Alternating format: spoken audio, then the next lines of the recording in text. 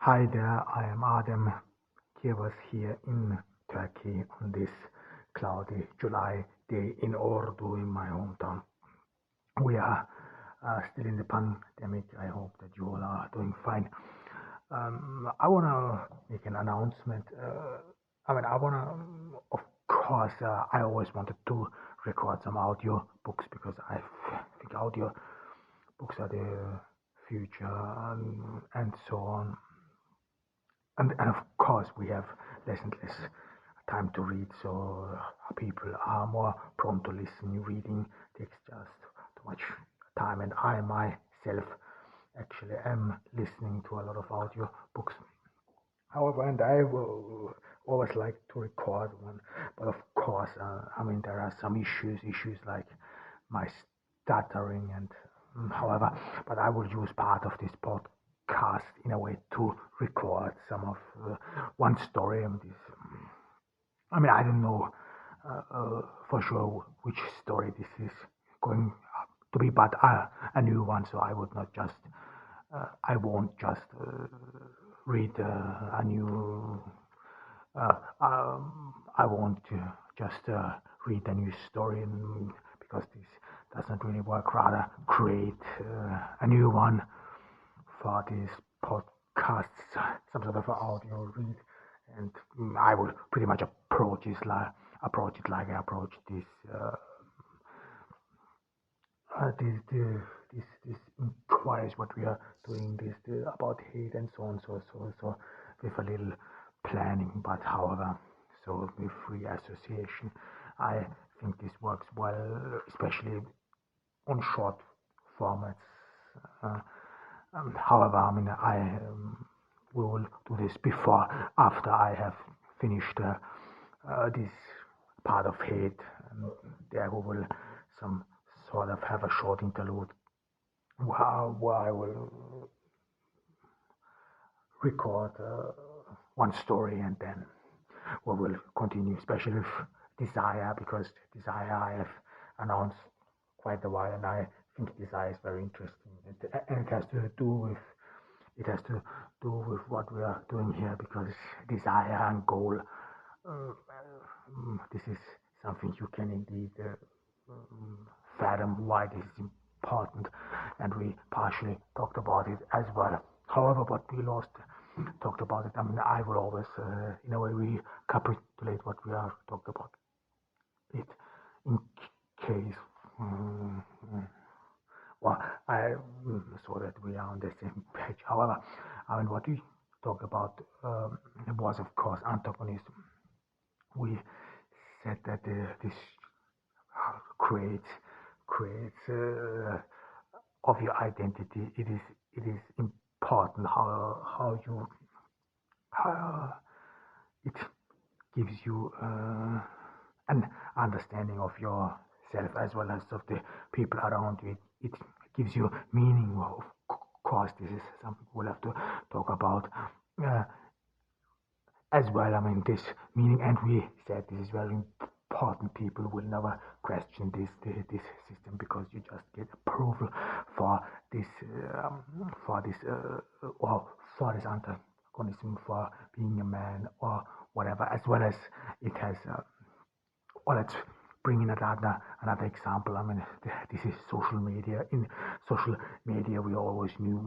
People talk about the harmful effect of social media, and then of course everyone assumes, yeah, what we should just do away with social media. Of course, it is not that easy. It is not that easy in that sense that social media pretty much provides everyone with a community, commodity. And this is that you are being liked. This is partially, or it is psychologically. It is, if you want, a virtual reality which was created by social media, which then gives you approval, motivation, whatever.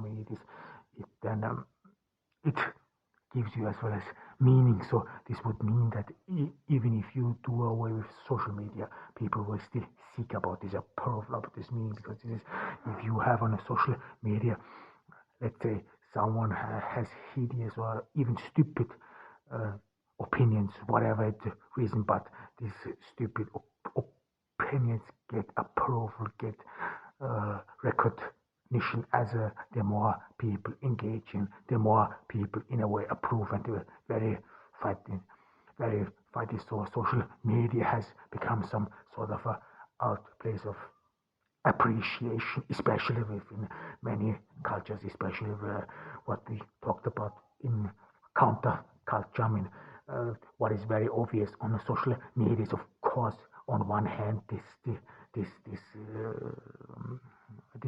narrowing down on physical appearance. I mean, you always see, and we have talked about that as well as women, the Aphrodite gender, that women are being considered as feminine, as beautiful, and this is something you get recognition on social media, and this of course leads to a counter culture, and this is very popular in our times.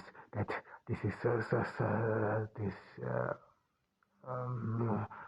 body positive. So even though if you have been obese or if you are not or just chubby, you get approval as well. So that has created a counter culture. So in that sense, you still seek approval and through social media. So it is not only one hand sided. However, but this is as well as in a society. I mean, everyone in a society wants, in a way or another, being recognized, being approved. His freedom, his individuality. I mean, wars were fought because of these people died for fighting for self-determination, for individual freedom, for freedom of thought, freedom of speech. I mean, this is as well as being recognized as a human being, as an equal, whatever. I mean, only think about about feminism, especially in the beginning. I mean, the recognition of women in the public sphere, which comes with equal rights, voting rights, whatever, what have you. I mean, this was very important. This is a genuinely humanly desire. So it is not only on social media, but on social media is something you can see and find that you get immediate satisfaction, you get immediate fulfillment. So and this addiction and this becomes even more, or you have to be aware of.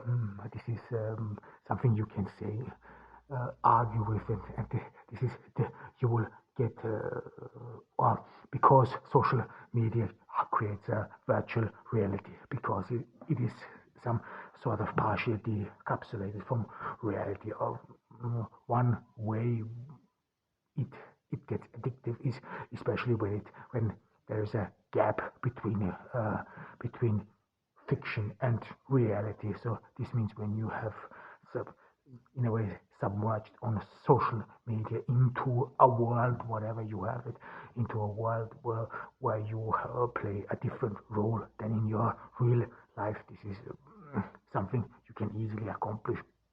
Then this your role on social media will partially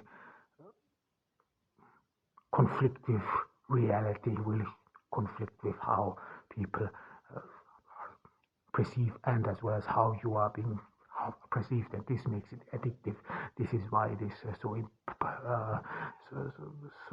some sort of an escape, some sort of a space where you feel well. And of course, this is not only one hand sided. It is, like we said, with body culture, with body positive and obese people getting recognition. This is indeed understandable in that sense. But of course, we have to say as well as social media is a place for radicalization as well. I mean, we're radicals, and as well as people who live as outcasts, that they get approval and recognition as well. I mean, look at all those far right or fundamentalist groups. I mean, if they are on social media, if they found equals and so on, that they get, or this is even enhanced their belief, their radical foresight, or whatever is then enhanced, and even outside of social media, the society only think about our society, and especially in the past as well as in the present, uh, the way you conduct yourself in society, in public, whatever. This is comes with a certain way of approval, comes with a certain way of approach yourself, as well as being socially successful. I mean, this is how you're being awarded. I mean, if you're a citizen, or if you are a citizen, or if you are by the laws, and so ever, or if you do whatever which fits the state or fits the interest of one a party, you will of course be awarded. I mean, a very famous example is in China, where people, in a way, where the Chinese Communist Party, which is indeed questionable, where they are really communists, however, that they try to influence people's behavior through approval systems, how people should conduct themselves in public. This is being approved, and these approvals comes with, if you want your life gets more easier, it is, for example, easier to get a credit loan, whatever, because you have certain character traits like being obedient or whatever. So this is indeed nothing which is confined to social media. This is something we find on society as well. I mean, if we talked about migrant groups, we talked about this cultural hot spot, cultural tensions within the society, especially in continental Europe. And if we and if, for example, Germans and Austrian women are considered as whores, as easy women, whatever. I mean, because of a misunderstood or a different approach to feminism, then of course in the our counter culture, women will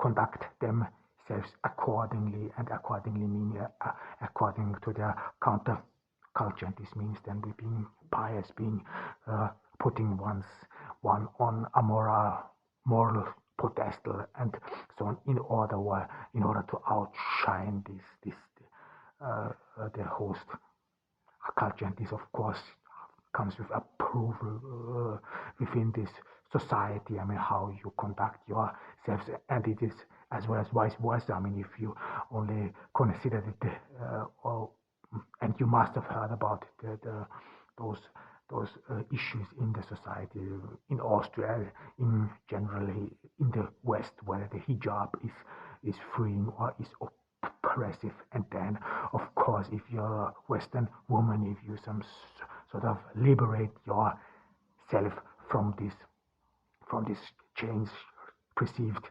chains of oppression, this gets approval. This has been considered feminine, womanly. I mean, and this is very surprising if you only have to imagine that feminism in that sense, or women in the West have only voting rights since the 40s or 50s. So this is indeed a big issue. So back in the days, people would argue why women should not vote, and now and or even would argue why women have or that female emancipation has to be thwarted in that sense. But now there is one I get even approval for being more feminine. Of course, this is something we have to always take with a big grain of salt, because it is always the other. So it is not only if you want the altruistic interest at play. It is rather some sort of an derogatory term which is used in order to derate other cultures as backward, whatever you have.